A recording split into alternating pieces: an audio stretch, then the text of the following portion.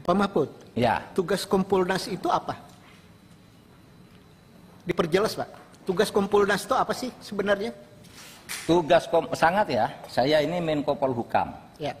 ex officio Ketua Kompolnas. Kompolnas itu ikut mengawasi, memberi rekomendasi tapi saya Menko Polhukam yang harus menerjemahkan setiap yang dikatakan Presiden kepada publik.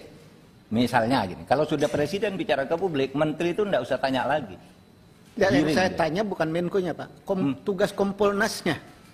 Seandainya, ini kan ex officio, tapi Kompolnas itu pengawas eksternal. Ya. Pengawas eksternal Polri. Eksternal atau internal? Pengawas eksternal Polri. Jadi dia mitra.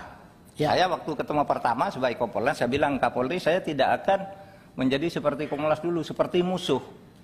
Kita kerjasama aja. Kalau kita punya masukan, kita sampaikan. Kalau Bapak ada keluhan apa, pertanyaan, Kompolnas sampaikan. Itu sejak awal Kapolri dilantik, saya bilang begitu. Ketemu dengan Kompolnas. Oleh sebab itu kita menempatkan diri sebagai mitra. Oke. Itu aja. Pak, kalau posisi sebagai mitra, ya, apa bedanya dengan DPR? Sama saja. Sama saja dengan LSM, dengan media kan juga sama aja, boleh bicara apa saja. Tidak mampu melakukan atau tidak punya perangkat untuk melakukan penyidikan.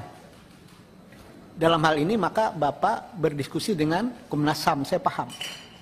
Tangan Komnas HAM harapannya bisa menginformasikan sesuatu kepada Kompolnas. Saya paham. Iya. Persoalannya adalah pada saat salah seorang anggota Kompolnas cuma jadi PR saja atas keterangan Polres Jakarta Selatan, ternyata itu salah.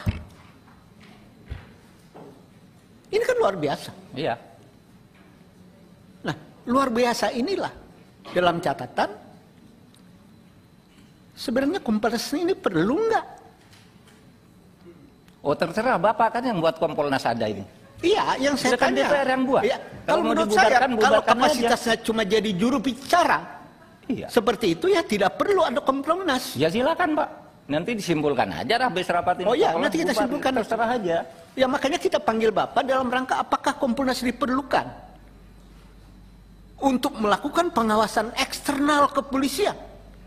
Ternyata kenyataannya ya cuma juru bicara, ya tidak punya tangan untuk melakukan penyidikan, atau ada pengalaman yang perlu Pak Mahfud ceritakan. Sementara ini ada ndak masukan, catatan itu direspon positif oleh kepolisian. Banyak kasus. Pak. Banyak. Contoh, oke, kasus KM50 gimana Pak? Bapak pernah bikin catatan itu kepada kepolisian? Saya pernah kirim surat langsung. Ya jawabannya apa?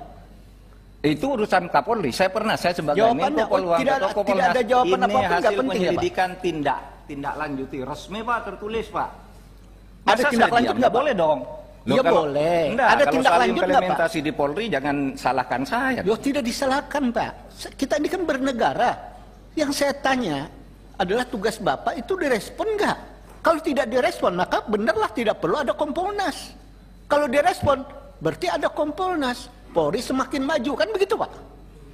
Kita Ya, kan silakan. bernegara Pak. Silakan Bukan aja menang-menangan. dinilai, Pak. Jadi jangan menang-menangan Pak. Saya menggali ini dalam rangka untuk kepentingan yang saya paham untuk bernegara. Kalau surat-surat Kompolnas tidak dilayani sama kepolisian, buat apa Kompolnas ada? Kan begitu Pak harusnya. Iya. Ini catatan saya nih. Pimpinan, terima kasih. Terima kasih Pak Desmond. Pak Mahfud.